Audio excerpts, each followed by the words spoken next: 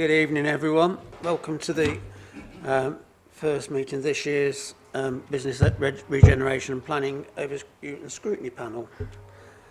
Thursday, the 6th of July 2023, and it is 6 p.m, so we will commence.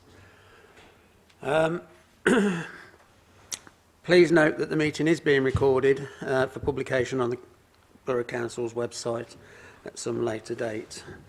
A fire drill is not expected this evening, so if the alarm does sound, please evacuate the building quickly and calmly, and please all meet outside Lloyds Bank on the opposite side of the road. The exit doors are clearly marked or by the entrance that you came in by. As I say, the meeting is being recorded for future publication, and can I ask that you turn off your mobile phones or turn them to silent for the duration of the meeting. I also remind any public speakers that they should keep their points relevant to the agenda item that they're speaking on. Apologies, item 2. I have apologies from Councillor Martin Walsh, who is being substituted by Councillor Hammersley. However, Councillor Hammersley has indicated he may be a little late due to commitments to get here. I've also received apologies from the Cabinet members, Councillor Chris Wilson and Councillor Richard Smith, who both have alternative meetings that they're attending. However, they have said if possible they would attend. Any other apologies? I don't think there are, rather. Not looking round. Minutes of last meeting held on the 27th of April 2023. To seek approval of the minutes that are a true and accurate record. And members happy that they're a true and accurate record. I wasn't on that meeting, so I can't. all happy that those are agreed. I'll sign those, thank you.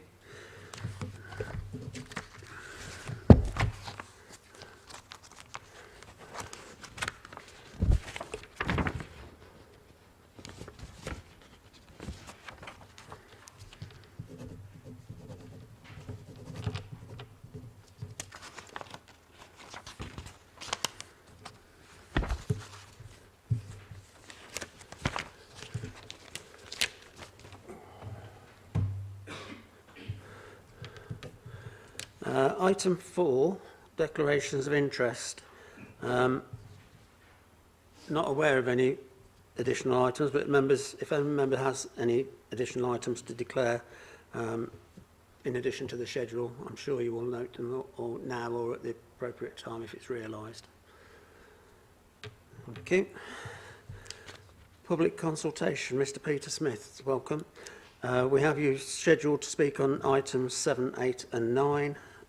And we'll take them in order as the agenda is printed.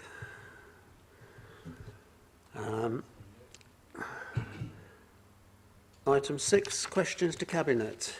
As already indicated, Councillor Wilson is not available at this point, but there is an opportunity for members to ask questions and we can get a written response if necessary. Are any members got any questions for Cabinet members? Councillor Wright. Yes. Could he clarify what the status of the proposed cycle route between Bolkington and Bedworth is at the moment?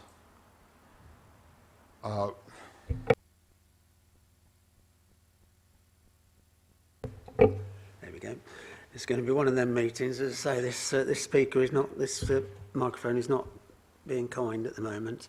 That certainly will get a written response to you if Councillor Smith doesn't attend the meeting or isn't able to attend the meeting tonight. We'll get a written response.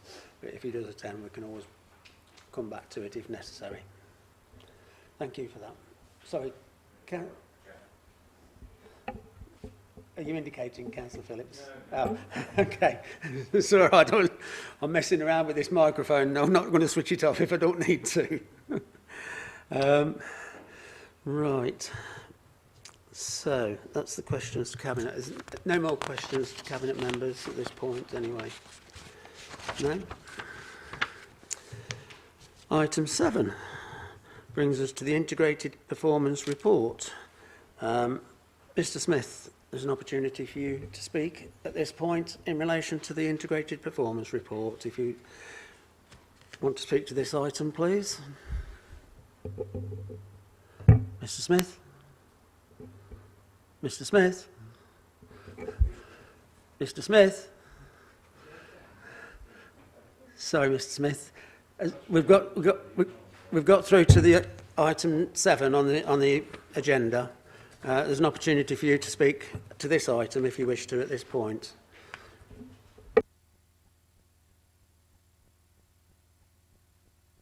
Right. The FOI chart shows that you reject 3/4 of all requests. So how you can say that this service is working, I don't know. I think Mr Baxter's FOIs have been very interesting, the conclusion of which will shake this council up a little bit, I think.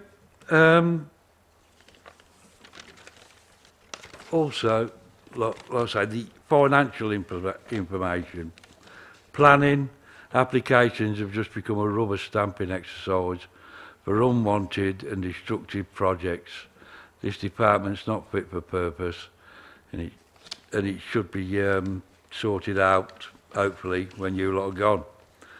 The data figures used for this exercise bear no relation to the problems this council and services with non-existent and no financial information. I fail to see the point of repeating this same failed information at every meeting. What residents want to know is how much debt this council's in, how much it's costing them to service this debt, and given this information, what borrowing plans does this council have? Without that information, the rest of what you say is just hot air. Yeah? That's information that should be readily available at every meeting. Yeah? Every other, so that they could plan their future, how to pay you lot. Yeah, thank you, Yeah? Mr. It's about time you had those figures readily available. Are those your questions? Yeah? Okay, that's fine. In relation to the FOIs, they have to go through a process. They're not operated or dealt with by councillors. They are dealt with by officers. So there is no involvement, no political involvement whatsoever in relation to the FOIs. Whatsoever. No. No. No. Freedom of information requests. Mr. I'm trying to answer your question, Mr. Smith. You've asked a question. I'm trying to answer it. We haven't changed the rules. The Freedom of Information requests come through to officers. The Chief Executive looks at them and they are assessed as to whether they are relevant. Then the responses are given appropriately. Did any officer wish to comment on these at all? No. In relation to your concerns about finances, those are noted, and as you're probably aware, they are dealt with on a number of occasions at various meetings. More often than not financial, they are cabinet meetings, or at the annual council. Sorry? The microphone's on, so I'm not sure why. Well, it's one of the best. It is one of the best council chambers in the country for acoustics. So I'm not sure why you're not hearing us. Can officers just reassure me that the sound system is working appropriately and it's working appropriately for the hearing impaired as well? Yeah, I'm just checking it's working appropriately for both the general public and for the hard of hearing.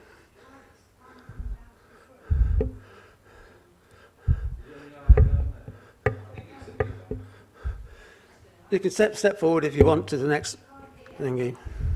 But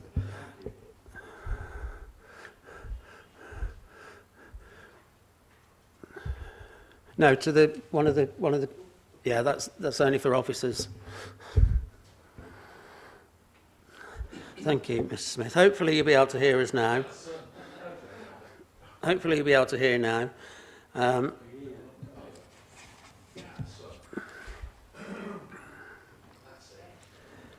Hopefully you'll be able to hear us now. As I say, it is one of the best acoustic chambers in the country for hearing, actually, and we do have a hearing loop system in place. We do have a hearing loop system in place, and I'm sure that that is working as well. So I'm not quite sure what more we can do as we're in accordance with the regulations that are required and working to that regulation. So we've got your questions anyway, and I'll ask officers to get a response to you in relation to the second question, but I think I've answered your first one in relation to the FOIs, that it's done by officers, not by councillors.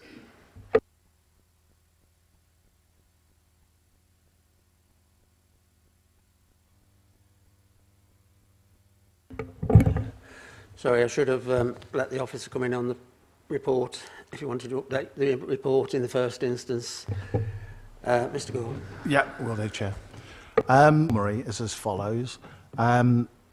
Appendix A, finance linked to performance. Unfortunately, finance data is not available for the end of year, as the final outturn is being reported to Cabinet, but a subsequent update will be provided to the scrutiny panels. The end-of-year performance summary shows that of the 7 measures, 2 have improved, 5 declined. The declined measures are market stalls hired in Bedworth, Nuneaton Town Centre footfall, Bedworth Town Centre footfall, average time to process planning applications, and the occupancy of council-owned commercial property. In relation to Appendix B, the Strategic Risk Register, the fourth quarter breakdown shows that of the 3 risks within the remit of the panel, 1 is net red, 1 net amber, and 1 net green. Net meaning given the mitigations that have been put in place. The net red risk is R4, failure to maintain the economic vibrancy of the borough and town centres. The net amber risk is R8, failure to deliver the key elements of the Building a Better Borough corporate plan. The key updates to the register this quarter are R4 economic vibrancy, a reference to the Warwickshire Town Centre Strategic Task Force set up due to the COVID-19 pandemic, has been removed. And R6, arson or accidental fire, a mitigation has been updated relating to the internal audit of fire risk arrangements. And moving on to Appendix C, this is the Strategic Performance Report Executive Summary. It shows that of the eight of the measures are classed as green, 3 are amber and 4 are red. The amber and red measures, which are shown under areas for improvement, are rent collection, processing of new benefit claims, working days lost to short-term sickness absence, working days lost to long-term sickness absence, short-term return to work interview compliance, Building a Better Borough corporate plan monitoring, and staff annual development reviews. Appendix D, freedom of information and environmental information requests. The summary is 761 were received, 755 completed, 143 were outside the 20-day timescale for response, and 6 were outstanding. And finally, Appendix E, the complaints end-of-year summary was 1,102 received, 1,092 completed, and 262 were outside the 10-day response time. 10 were outstanding. And that's the summary, Chair. Right, that's the report. I'll open it up to members. Any members got any questions in relation to the report that we have before us, Integrated Performance Report? Councillor Kate. I'm not sure if it's a question or whether it's a request really for us to consider. I understand risk registers, but I'm used to seeing them with a mitigation at the end of it. In other words, it's red, it's green. Now I notice that what has been put in is a lot of expansion and explanation as to why those figures might be where they are, which is useful. And some of it did kind of relieve me a little bit, because when I looked at it, I went, okay, there's Abbey Street, for example, although the figures are there, the analysis is no real impact since its closure. The point is, could we perhaps request a mitigation column in place, because then we can see and assess what is being done in order to try to rectify what is going wrong or what could be done better. As a committee, I find it quite difficult to read in to the art of the possible and what's going to be done with it. And on the freedom of information, there's a lot of raw data there, which I know there is, that they've actually extracted it and put it into a table form. Again, I'm more interested if it's possible for the panel to get information such as, of the 10 that were outstanding, the reason was because they were outside the remit of the freedom of information. It was just too expansive a question.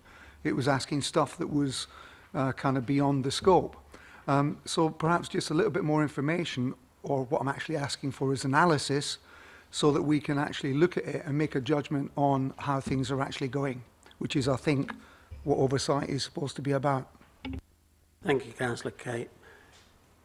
Mr. Gord, did you have any comments in relation to those requests? In terms of this, already a very busy document in terms of getting columns in and so on, and the format is clearly that gross risk is if we do nothing, and then the mitigations in place to say, and that's where we feel we are with the net risk.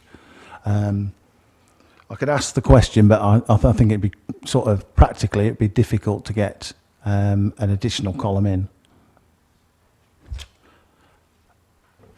Slight narrative around some of the explanations, even if it's only a short explanation. I think it might be helpful to members, as I say, as indicated. It's something that we are supposed to be scrutinising, so we do need to dig down as much as we can. And I appreciate officers' time is precious, but I think we do need to make sure we're doing the job properly as well. So if you could look at that, that'd be really helpful. And also in relation to the 10 outstanding issues, is that a case of they're outstanding at this time because there's still work to be done on them, or is there something else? I'm guessing that they're still in progress and not reached the timescale. That's what I'm assuming, but I can check that out for you. That's the case. It's in relation to timings and things like that, because obviously this is done at a certain point in time, and you can't stop the process when an application of freedom of information application has come in. It obviously has to go through the process, and it may still be going through that process, but it would be helpful to know if that's the case in relation to the outstanding ones. Thank you. Councillor Morton. So I'd need longer than a year to remember my name. Could I ask a question on page 21, Town Centre Management, on the markets, particularly Bedworth? I just wondered, I've not been here long, so I don't know when the open market was reintroduced as opposed to the one in the shed. I just wondered if there's any correlation in these figures or any relevance in dates as to when we allowed the outdoor market in the town centre, and whether that's made any improvements on the rental of market stalls. Is there anything anecdotal or background that you could give, please? Thanks. Oh, sorry. Are you coming in on that one, Steve, as well? Sorry. Yeah, I'm responsible for pulling all the information together, so I wouldn't know the detail. But can I just, before we go on to that, can I just say that we have circulated something to all three panels regarding freedom of information in terms of, types, etc., as additional information. But it may well be that Jonathan can answer the question specifically. So you may be able to get down a little bit more further into that in relation to the Bedworth question anyway. Yeah, as the market into Bedworth, it did have a positive impact upon the footfall in the town centre.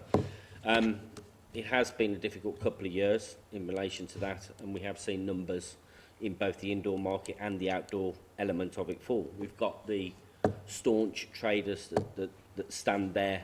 There's 3 or 4 of those that stand there on a regular basis, but it's those that come in on a more casual basis. I think what you, particularly with an outdoor market, what you do see is an element of seasonal factor as well. So certainly through the first quarters and normally the fourth financial quarter, where we're sort of January, February, March, you do see a drop off. The weather's not great, you know, the footfall's lower. We do tend to see a drop off there, and it tends to sort of build back then as we get towards the summer, because ultimately there are more people about in the town centres as the weather improves as well. So, you know, it has been a difficult year. It is a difficult time for markets, and there are some comments within my report as to what might influence that as well, sort of moving forward. Councillor Phillips. Thank you very much. Give an information request. Do we need to do more work, analysis on types? Although they're in departments, finance, housing, environment or whatever, if we're getting that many freedom of requests come in, are we not putting enough information out there through our council websites that would reduce it in the first place? And I'm very concerned about the number of hours that officers would have to work on these requests. Chair. Steve Gore, did you want to pick up on that in relation to categorising the information further? Information around to all 3 panels regarding breakdown and types, and if you like, those that appear to, you know, just be pure devilment sometimes.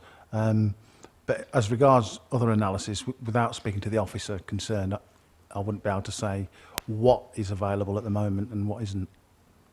Did you want to come back, Councillor Phillips? Yeah. Could that information, Chair, be sent out again? Because I've obviously missed it.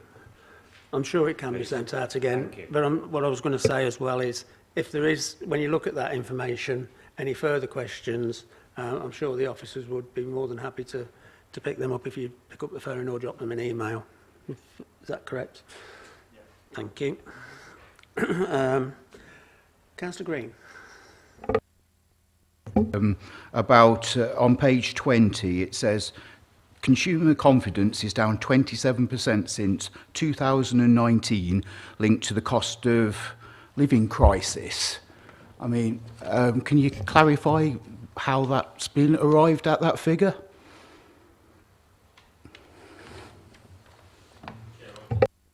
Of a presentation that was presented to us from Springboard, who are probably the leading footfall and town centre vacancy information. It was part of their presentation. From there, those figures came from. It's a national issue, is that correct? So it's not necessarily people in Nuneaton and Bedworth's confidence is down 27%. Thank you.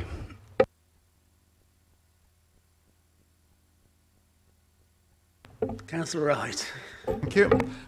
On page 27, page 26, under the average time to process planning applications, now it's said that this figure has been skewed by six applications that took an unusually long time. Would it be possible to provide the median as well as the mean, which I think would give a clearer idea of the situation in this case? So I'd add them all together and divide by however many there are. But the problem with that as a measure of average is that it can be thrown out by a few extreme results at one end, as is the situation in this case. So the median would be like the middle value. So I think that might give us possibly a clearer picture of the situation. Okay, you want to pick that up? Yeah, I could provide that at the next quarter. If you dropped us an email on that as well, the members, in relation to that, if you got the information available, it'd be helpful if you could drop us an email on that. One thing I would say in relation to this, obviously, when you have as we are in Nuneaton, we've got transforming Nuneaton and many large projects ongoing at the moment. Large applications invariably take a longer time to deal with and deliver. It's not ideal, but it's the nature of the beast, unfortunately. And we have to make sure that when we do the planning applications that they are right. Councillor Cape. Yeah, just following on, rightly said, there's a difference between the mean, the median, and of course the mode. So I personally think that the mode, or the most frequent number of days that it takes, will give a better view of actually what, how long it's taking to process the average, although there are different ways of calculating the average. So I do agree that just taking a rough average is perhaps not giving us the insight that we perhaps need. If we're going to consider the other methods of averaging, I think we should consider the best one that is available, i.e., is it the mode or is it the median, or is it both? Did you want to come back on that, Steve? Well, I need to reiterate that I've got that information readily available and I can circulate that via Maria to the panel. Okay. I think if you've got further questions, we can dig into it a bit further, maybe, if necessary. These microphones are definitely playing up today. Any other member in relation to information we have on this report that wishes to speak? No? As I say, the panel is asked to scrutinise the performance information contained in the report and to make any recommendations. I think we've made a note of the recommendations and concerns, comments that we would like to see, if those can be provided either via the Secretariat or whatever, that would be really helpful. And well, members happy to note the report as printed? Yep, all in favour? No. I've not seen any dissensions or any abstentions, so we'll take that as read. So we move on then to item 8. And I'll get it the right way round this time. Excuse me, Chair. Yeah, thank you, Steve. Town centres update. The addendum is before us. You wanted to speak on this, Mr. Smith, but I will let the officer give the presentation first, and then I'll bring you in after he's given the presentation. This report sort of follows on from the report that Steve just gave. This reflects the position at Q1. So for April, May, June of this year. We use geosense footfall counters to measure our footfall in the town centres, and those throughout both town centres. The footfall indicators in Nuneaton showed a 27% increase for this first quarter against the quarter in 2022. That figure for Bedworth was actually a 1.4% drop in footfall for, again, the first quarter of 2023 against the first quarter of 2022. Despite the encouraging sort of footfall increase in Nuneaton, we are still showing across both town centres quite a dramatic drop against the 2019 or pre-COVID figures. And that's pretty much the pattern across the country as well, where we're about sort of 30% down on footfall and visits from where we were pre-COVID and pre-pandemic. But we're certainly, like I say, not out of line with the others, and the figures are indicated within the report on, I think it's Appendix 3. Footfall in Nuneaton in particular increased by 37% in June, and that really can be considered to be reflected in the improvement in the weather. You know, I think it's very important to understand that the weather does have a dramatic impact upon people coming into town centres, and also the fact that we did have the Knife Angel exhibit within the town centre for that particular month. Dwell times in both town centres is up considerably since, again, pre-pandemic 2019. And again, this seems to be a pattern that is repeated across the country, where people are actually staying longer in the town centres but visiting less frequently.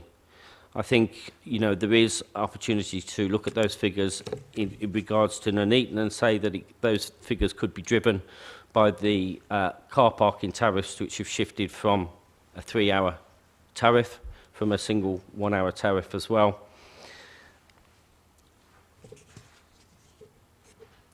Across all of Nuneaton, where we have got more cameras, all of the areas were actually showing good increases against 2002 first quarter figures, with the exception of the camera which is adjacent to Abbey Street car park, which showed an 18% decrease, which since its closure at the same period last year, we would expect to see that level of fall.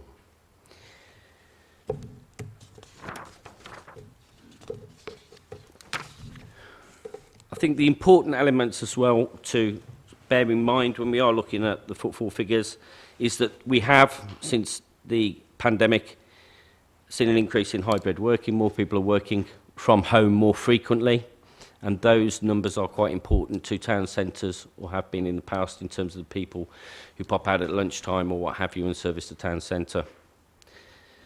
There are, the people are as well visiting town centres less frequently than they were in 2019.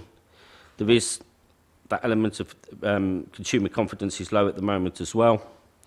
And that we have, as a consequence of COVID and the picture across the high streets and the retail offer, we have lost a number of key attractors in our town centres. Again, so have all other town centres across the country. We're all very much in a similar position.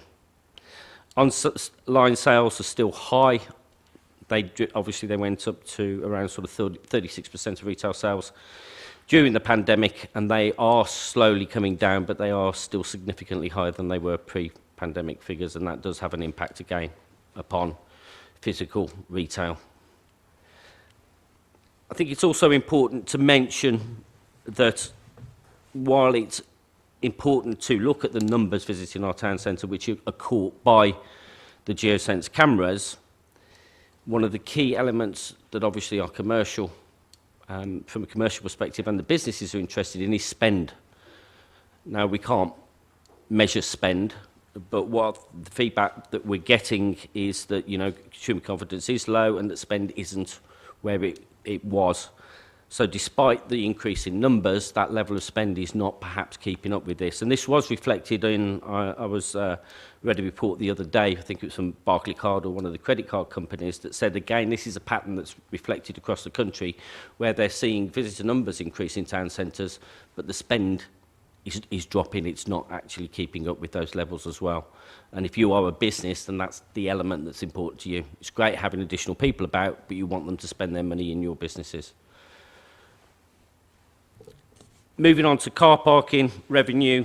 Car parking revenue for Q1 2023 was down 1.7% on Q1 of 2022. The figures that I'm reporting are cash takes from the machines. All of our machines are cash machines, and the mobile phone take that we take, which is our option to pay by card. I should add in there that into the first quarter of 2022-23, there is £41,000 worth of revenue in there, which was from Abbey Street surface car park. So if you actually took that out of the equation and looked at the performance of the other car parks as a whole, we would actually show a 13% increase in revenue across the board.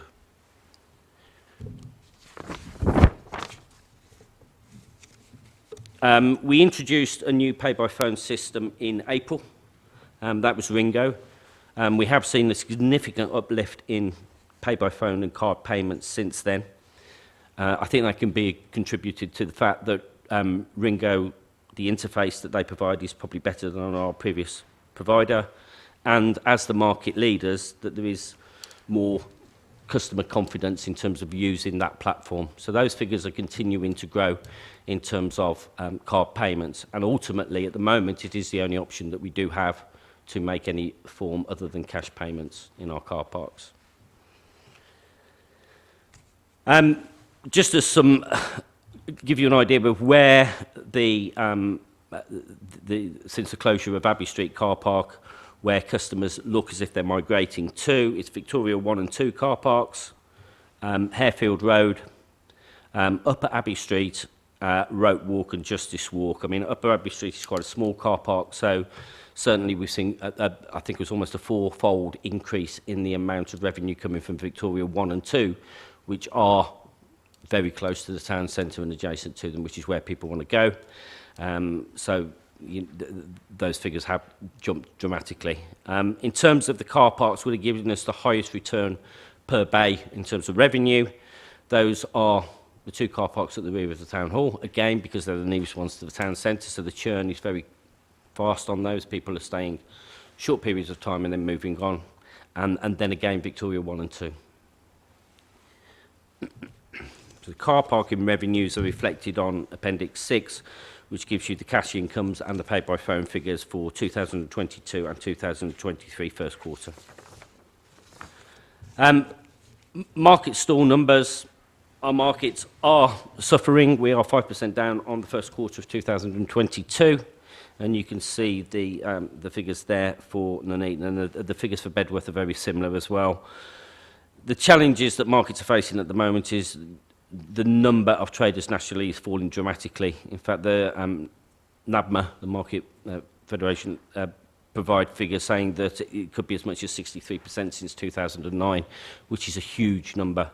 And that is compounded by the fact that there is not, new blood is not coming into the industry. And that is a big issue. Obviously, rising costs are reducing margins for traders and making it difficult. And there was a big wholesale business provided probably 10, 15 years ago, because I used to work in it down in London. That disappeared overnight, and a lot of the big boys were sourcing their stock directly from India and China, so that wholesale business where they were traditionally getting the stock from has all but disappeared, which again makes their supply difficult to maintain the margins that they were previously. Consumer demands are changing as well. You know, it's what the customers want ultimately that's important, and we are seeing a shift away from a traditional market and more towards the craft and niche type markets, food markets, that type of thing. In fact, only in the last 2 weeks we've taken on 3 new food traders within the Nuneaton itself. And just in terms of vacancy rates, Nuneaton is, the vacancy rate is 14.8%, and Bedworth is 9.7%. The national average is currently 13.8%. So we're not a million miles away from that, but obviously we do have some issues around the vacancy rates. Part of the issue that we've got is some of the units that we've got are quite large units, and we're being told at the moment by the commercial agents that the demand is for those smaller units with lower rateable values and therefore falling within the small business rates relief offers. Just a few bits from me. Although, like I say, these figures are positive that we're showing an increase on the first quarter of 2022, we do need to be mindful that things still haven't settled down following COVID. We may never, and I think everybody's in the same boat here, get back to the same level of footfall that we had pre-COVID because of the way that people are working and because of the way that people are shopping. The likes of Wilkinson's are going in and putting in a CVA, so they're putting pressure on their landlords to actually cut their rents because they're struggling with those where they've signed long lease to try and get better deals on those because, like I say, spend levels are down as well. So there's still a lot of work to be done. I think where we have got the advantage is that obviously we have got a lot of development going on within the town centres and plans and visions for both of our town centres, which will help us attract and take away, you know, perhaps some footfall from other areas locally. Thank you very much. Mr White. So we do have a public speaker on this item, and Mr Smith, you indicated you wanted to speak to this item.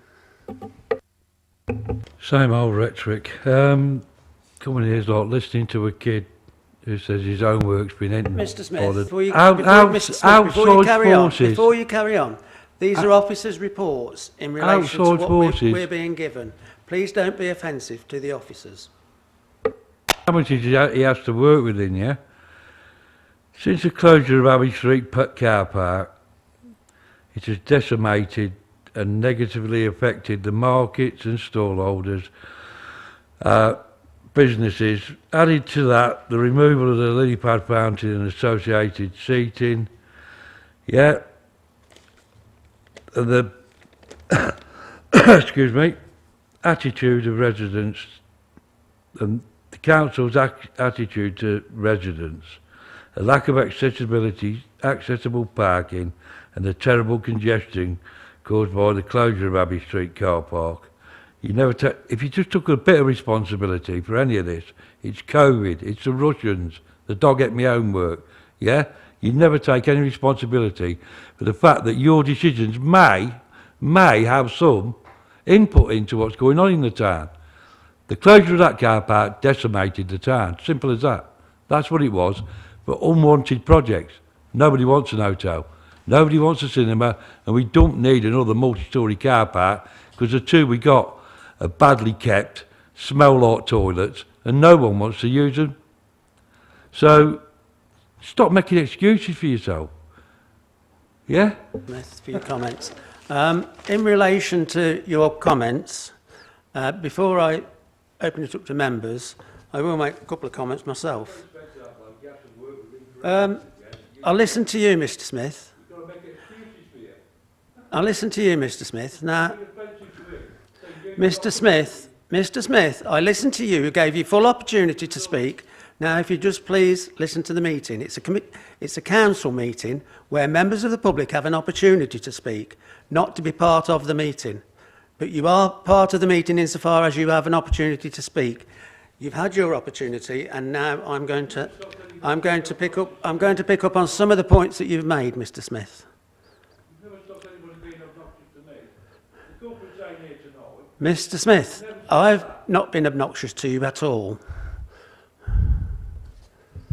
Right. We'll move on with the meeting. I'll come back to my comments in a moment, but thank you for your comments. Open it up to members. Councillor, I forgot your name. Oh dear. Yes. Sorry. Hartshorn. So just in relation to the car park revenue, I get we can quantify it into like numbers of visitors based upon dividing it by what the rate is for that time. Would it be possible for us to compare that against the private car parks that are operating in the area, or areas around the town centre, or is that something that's outside of our control? Yeah, are there any particular car parks in particular? Obviously, there's the NCP, yeah.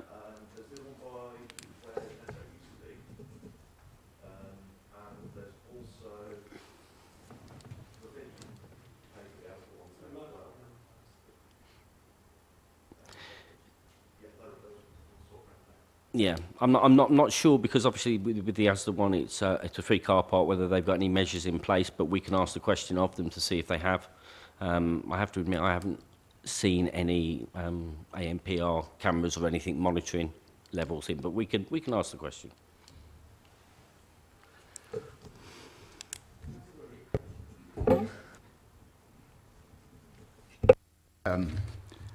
Yeah, my question's about the dwell times, which are very positive, and potentially down to the change this council put in changing the hours.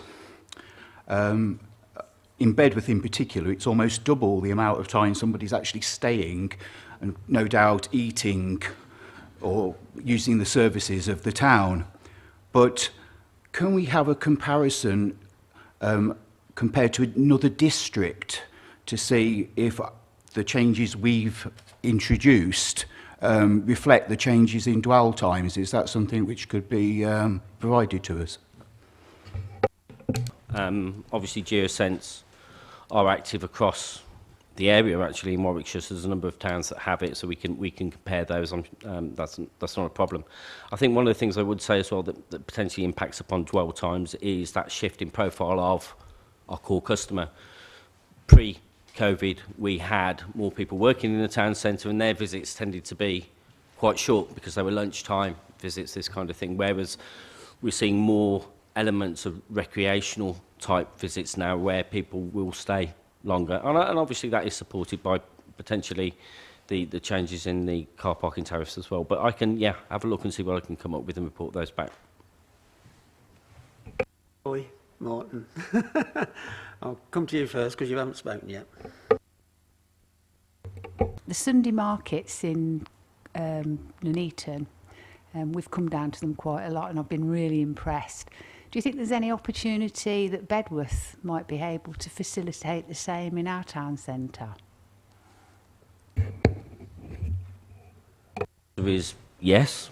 Obviously, it's ensuring that we have the relevant bodies that can bring the relevant offer along and that they can do that. I think, again, particularly with markets, your window really for the markets is the summer months when the weather is better and you're going to get the people come down on the fall. So it may not be that you put an offer in there every week or what have you, because also then you change slightly from an event to an established type market provision. So there's no reason that it can't be tried. And, you know, obviously there are the traders group within Bedworth that may be worth, they support us with some of our events as well. So they may be interested in potentially giving that a go, or other groups that already operate similar craft type markets, I guess. Okay. It's politely, I can only go on the data that is in front of me.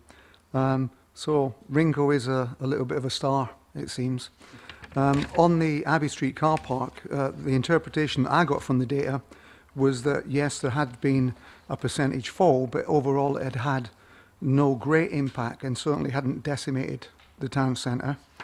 On the vacancy rates on the units, you said that the larger units are more difficult to rent because of the rateable value. I go back to what I said on the previous report. If we could have some idea of the mitigation or measures that have been put in place to try to improve, it might save some silly questions or repeated work.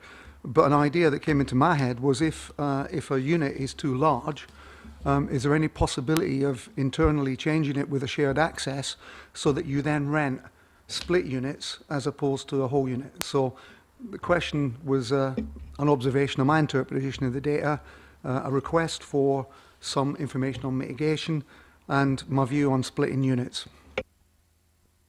Did you want to pick up on them at this point, Jonathan? Yes, I can do. I mean, there's a few. We have a grant that we are putting out to encourage landlords to reduce that and break down and help them, support them with creating smaller units. And there have been a number of businesses that have done it within the town centre already and quite successfully. And that, whether that's a mix of commercial or commercial and residential, you know, it just depends obviously what they want to look at there. In terms of the units themselves and splitting them, I was having a conversation the other day with a colleague from County Council, and there is potentially some an initiative that has been operated elsewhere. They will almost create shells, so it's almost like a temporary unit within the larger units that, again, you know, we'll look at and consider and explore to see if there are options there.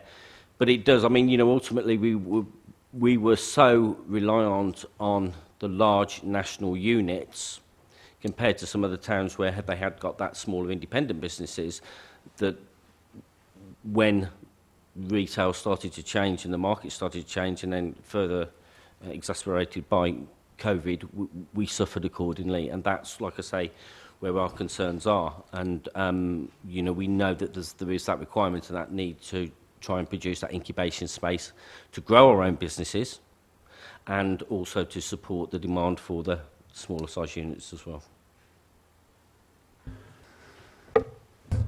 Thank you, Jonathan.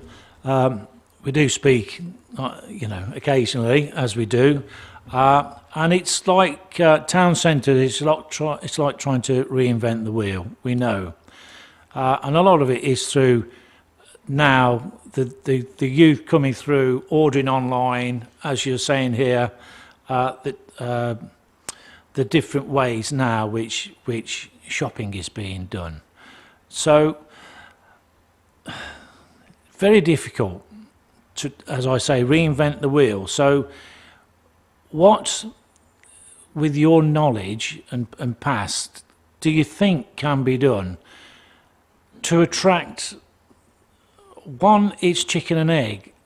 To attract the businesses, you need a footfall. To attract footfall, vice versa. So is it price of town centre shops or whatever? Because I know we don't own them all. Lots of them are privately owned, which we have no sway with what charges are being charged on those.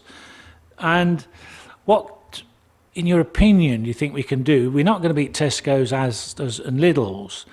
Our hope is the small entrepreneur, artisan type businesses to attract those back into the town, which then attracts the footfall, which then all the shops, market stalls feed off.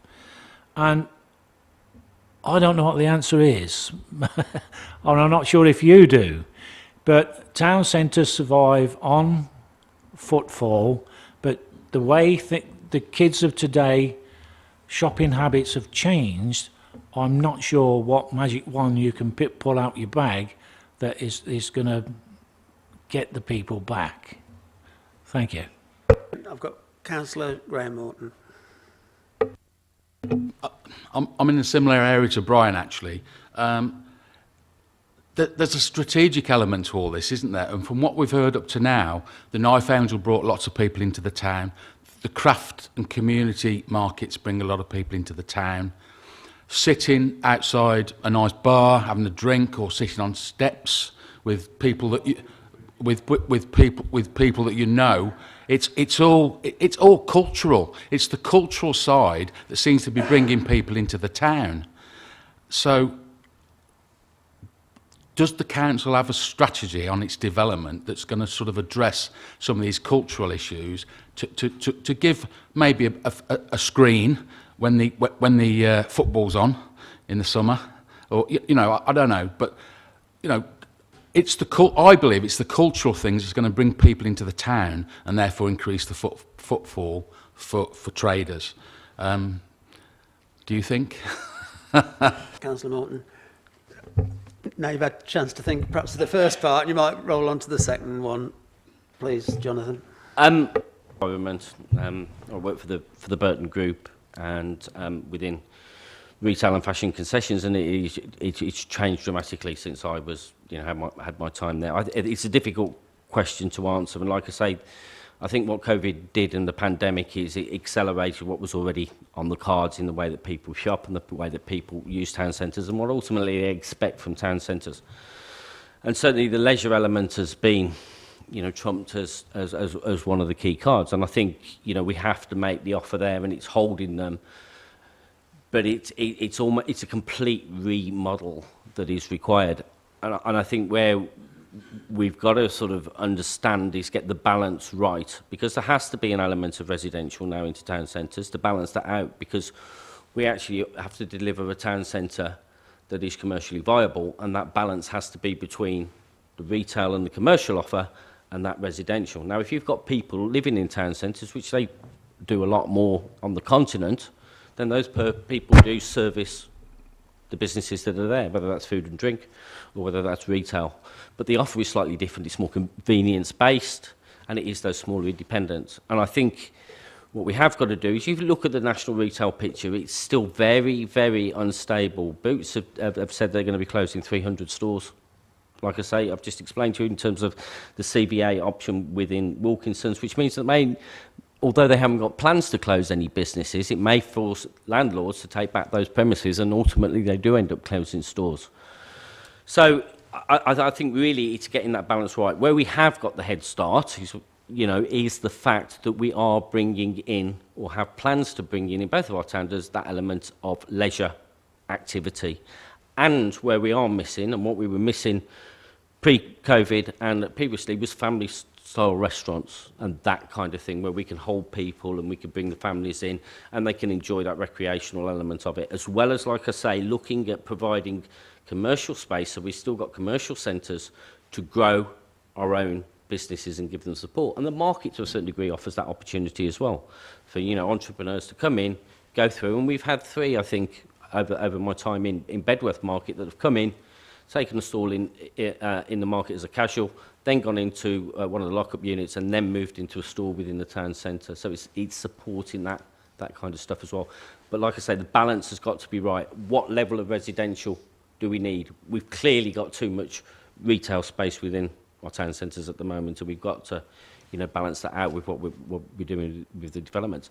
I think there is another element as well, which makes my life quite difficult, is that element of reported negativity around antisocial behaviour and that kind of thing within town centres. And that is something, again, that we have to address, because people have got to have the confidence to come in.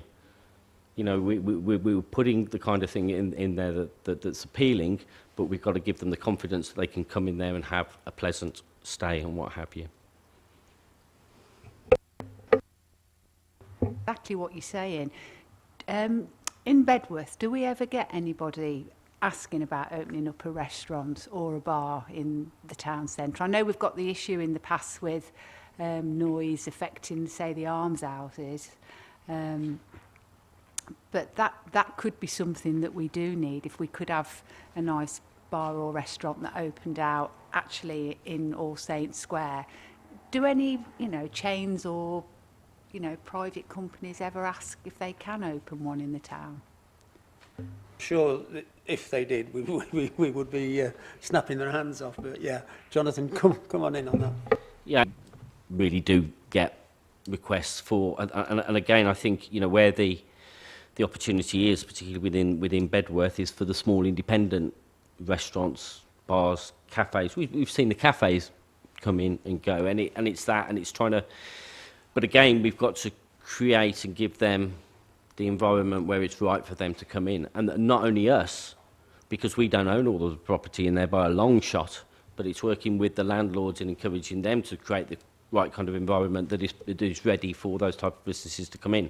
And that's one of the challenges. Because some of the larger units, or actually combination of units, are owned by pension companies and these type of people. And it's difficult because their focus is on what is the value of their portfolio for the pension schemes and what have you. So they're less likely to want to do deals on rents and this kind of stuff because it devalues their portfolio, which is ultimately what they borrow against. So it's, you know, there are a lot of challenges there. But I think, again, it's us being able to provide the right kind of environment for us to start growing and developing our own local businesses.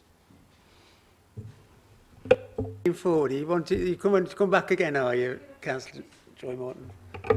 Anyway, but I think for me, if we could encourage some family, you know, entertainment in the town, restaurants and bars, just a couple, like we said, with antisocial behaviour, if we've got people in the town in the evening, it does help other people who want to walk through the town, because our town, there actually isn't anybody in that town centre probably past about 6:30, 7 o'clock. It is quite frightening when you walk through it, and that's what we're missing. I don't know how we go about trying to encourage people to come and open something up, but I think that might be the way forward. You know that anyway, so that's it. I'll comment on that. Yeah, I mean, it's all about confidence, and you know, and when people come out and they do enjoy an event, word gets around very quickly, and you know, it's putting those things on, trying them, and encouraging people to say that, you know, no, don't necessarily take note of everything you read in the paper or on social media or what have you. Make your own decisions about it and support your local town centre, because ultimately, if you want it there and you want it to thrive, you've got to support it and you've got to use it. I am going to make a few comments on this one because it is something I do know something about, as you may appreciate. And I've known about it for some 50-odd years. That being said, shopping habits, people's habits, working lives have changed, and they continue to change, and they will continue to change. In relation to the town centre, Nuneaton, transforming Nuneaton, it's a project that is only probably in the starting phases of the changes that we're making, but we're making the right changes to try and attract the right sort of people into the area. Yes, there's a knock-on impact on car parking, particularly on one major car park, but that was recognised as part of the development. You have to do something. You can't stand still, unfortunately. What I would say in relation to the car parking,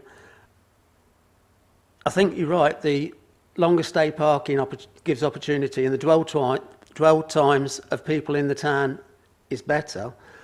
The income may not be quite as we would hope, but then we have lost a number of key stores in Nuneaton. And by the sound of it, if Boots pull out of some areas, then we might even be more impacted. Let's hope not. But that said, we are fortunate in Nuneaton and Bedworth to some extent that we are making those changes. We're in the process of getting there. It's not there yet, but you can't, when you're doing engineering structural changes to a town centre, you can't change those overnight, unfortunately. That said, the developments that are taking place are moving on pace now, and hopefully as those become back online and people realise that there's more opportunities in the town, you're right, shop owners do want smaller units, but we are developing and delivering those smaller units as part of the Transforming Nuneaton programme. And fortunately for Bedworth, they already have a number of smaller units, so there's opportunity there as well. I'll move on to the market aspect of it now. Having stood there for 50 years, best part of, yeah, life has changed, people's habits have changed, shopping online has changed. That was when I started 50 years ago. You didn't even have an online shop. But we need to compete with that, and we need to change our markets, our town centres, in order to compete with that. And part of that is developing more leisure usage. And as I say, the fact that we've got that car park offer does give an opportunity for the dwell times in the town centres. I think that's, you know, something very positive for both Nuneaton and Bedworth, that people can come and stay for a longer period of time than we had previously. So I think that's a real boost to the town centres. Yes, the numbers on the visitor numbers to the car parks is down, but again, we've had an international pandemic, and it affected all areas. And you're right, the areas are slowly coming back, but they're not back to the levels that they were previously. But as I said before, people's shopping habits have changed. Yeah, when I was on the Nuneaton Market, I think it was 222 stalls on the Nuneaton Market at its fullest capacity, and you couldn't get a stall on that market. What I would say in relation to markets, their offer has to change as well. And I was fortunate recently to visit Cambridge Market, and it's still a traditional market, but it has changed. It's now offering craft items, it's offering food of various ethnic backgrounds, sort of thing. So there's opportunities for all areas, and to attract people into the town and to do something different on the market. You give an opportunity to stay, you know, with the longer times. Yeah, you do need the traditional food in the town centres, and the fact that we're creating the smaller units in Nuneaton, hopefully that'll encourage businesses to take up on those aspects of it. I did pick up on the report that the surface car parks seem to be far more used than the multi-storey car parks.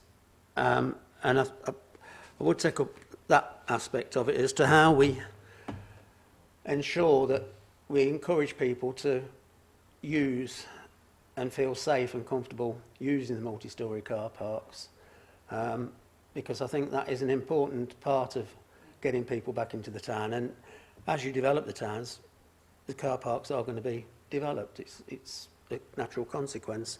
So I'd make the point as to what we do to do that. And the final point, and this relates both to markets and to shops, is in relation to rent levels. And you identified that some of the bigger corporate pension bodies are resistant to lowering the levels of rent charges within the town centres. I think inevitably they're going to have to comply and come in line and get real in relation to the rent levels in order to utilise those. Again, we are quite fortunate that we have new developments and we can make sure we get those rent levels right to attract the right sort of people into the area. So,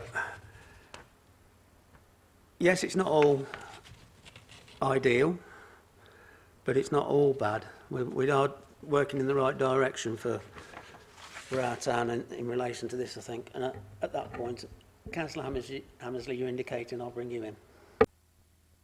Just a thought. Setting times on car parks for the amount of money, then we are governing people's stay in towns, i.e. 150 for 3 hours. So people's shopping habits are then governed by their length of stay in the car park. And again, if we want to keep people in the town centres and hopefully empty the pockets before they go home, it's one of those, I bump into somebody, oh, do you fancy a whatever, a cup of tea? Oh, just a minute, oh, I've only got 10 minutes left in the car park. So car park times and the amounts are then governing people's stay in time in the towns. So I don't know what the balance is or how to correct that with do people stay in the towns for as long as they feel like it, or do they just stay there because it's a length of time, do what they do, and then they go wherever? I don't know the fix to that one either.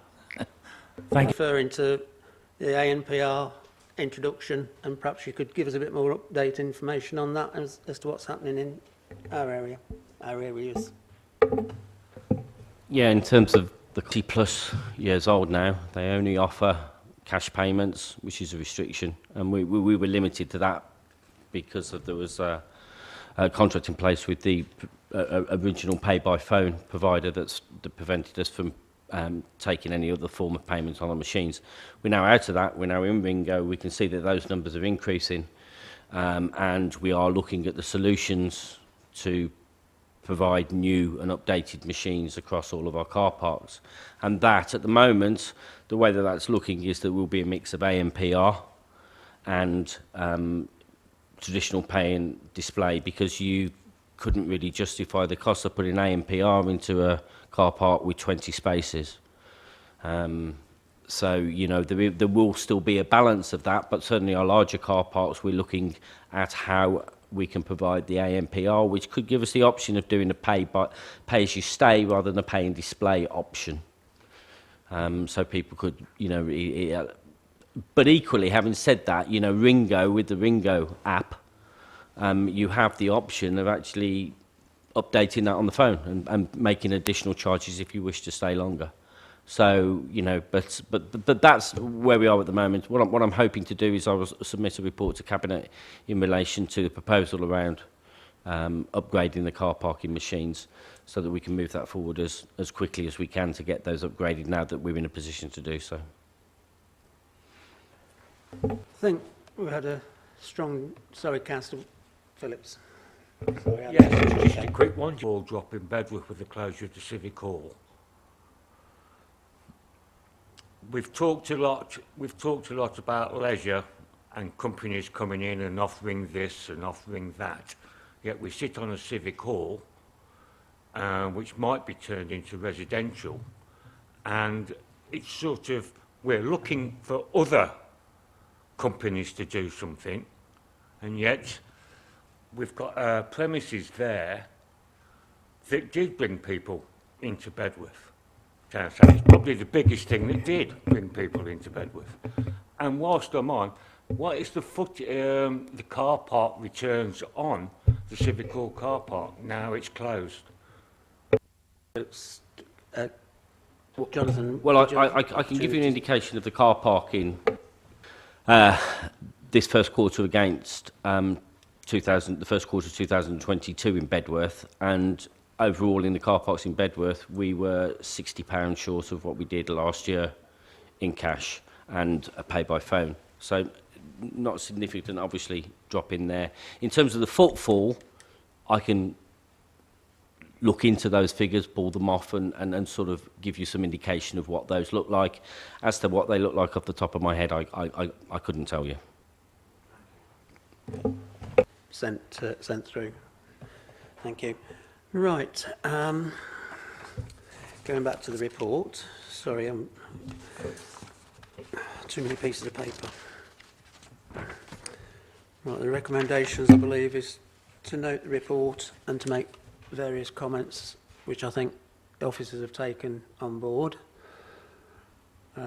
Members happy to note that the report before us. Thank you very much, and thank you very much for your input today on that.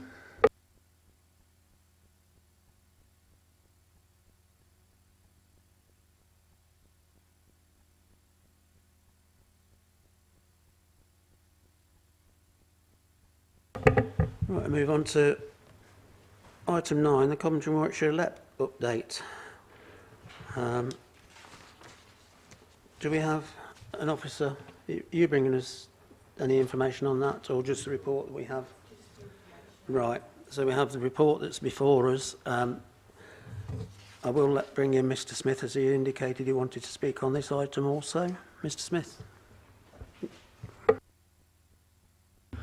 Stuff. 6.3. However, it highlights a significant demand upon the public safety team, both in terms of the level of partnership work required and the level of demand on the council's powers. Now, that's the problem. What powers do the council believe they have? Having read the legislation, it's very frightening that you have any. This council's behaviour and its willingness to break the law, lie, fabricate information in the safe knowledge that the Ombudsman and the police for the crimes already committed by this council. In fact, the police actively support the council in the law-breaking activities. This behaviour by the police... Mr. Smith, sorry, you're indicating that the council's broken the law. What has it done? 6.3. Wherever it falls, it's very confusing this week, that. Right, we're talking about the powers this council believes it has in its partnership with the police. Very disturbing. That relates to public safety and the county lines. Yes, having read that legislation, seen this council's actions, hounding young people through the courts, yeah? And then that young person being hounded through the town by a group of people, the police, yeah, the police that have are in enforcement the powers. council's care. Into the Piero Lounge, you tried to quieten it up last night. Yeah? Right, okay, I think you... That young man's been hounded by to, this council, Mr. Graham. Smith, You're you're not speaking to this report here. So I'm not... I'm speaking to this, yeah? Well, that's not... This, I'll have to this speak report on this doesn't bit. relate to last night, anything related to last Item 9. night. The behaviour of this council is shocking. If you've seen what I've seen, young people being hounded by this council, This is in relation to the point of suicide nearly. This is in relation That's the to housing department. Coventry It's and a Warwickshire serious LEP. matter. Nothing to laugh at. That kid was hounded through the Mr. town Smith, by a Mr. group Smith, of people no. in this council's No, care. Mr. Smith, Into the Mr. Piero Smith, Lounge. Mr. Smith, I'm going to stop you now. You're not speaking to the report that we have before us. This is in relation to the Coventry and Warwickshire LEP. Despicable bunch of people. Really are. Any members wanting to speak in relation to item 9, which we have before us? Coventry and Warwickshire LEP. It will be highlighted. Trust me. Thank you for your attendance, Mr. Thank you for your attendance, Mr. Smith. It is noted. Thank you very much for your attendance and goodbye. Could somebody switch the microphone off, please?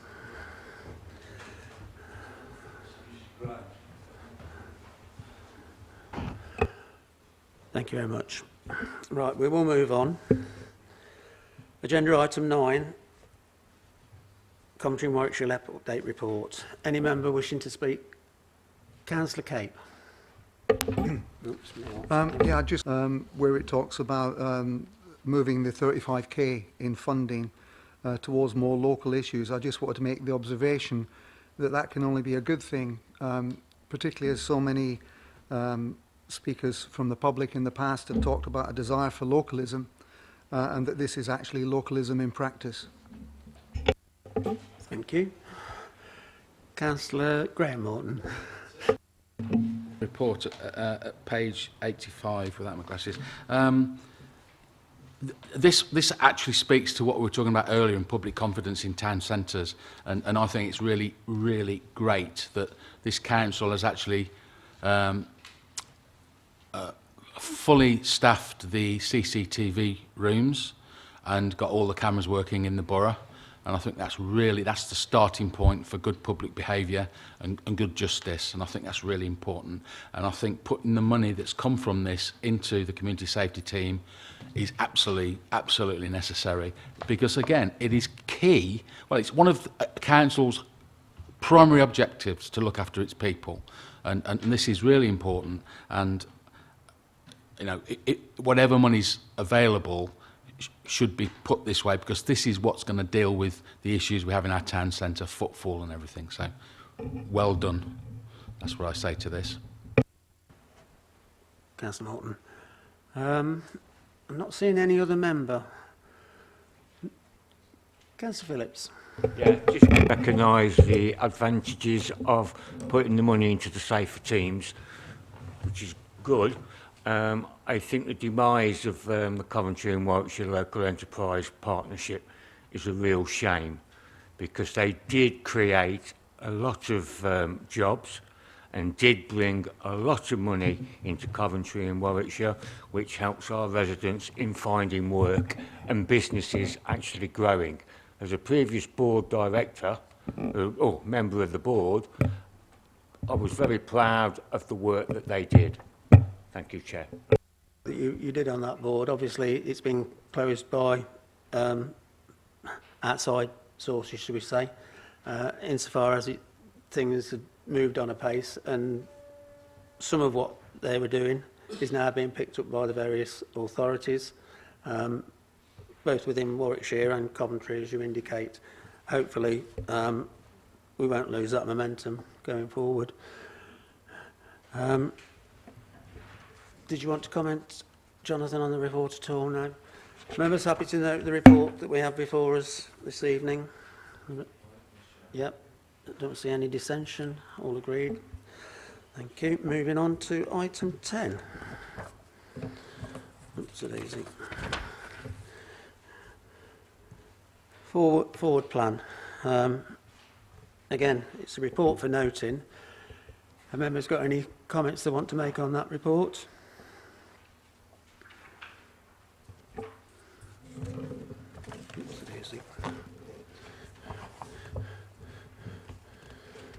No, not seeing any indication. Happy with the report as noted. Item 11, the work programme 23-24. Again, this is for approval, page 113. Members have opportunity, if they wish, to submit work to be considered for this panel. Not just at this meeting. If you feel there's something that comes forward later, please do let either myself or the officers know, and we can consider that. If you think of something after the meeting, I'm happy to take those on board. So, members happy with the report, the work programme as recommended at the moment? Okay, that's agreed. I've not been notified of any other items. Item 12. So, thank you all for your attendance and your input. Good meeting. Thank the officers for their time and the reports.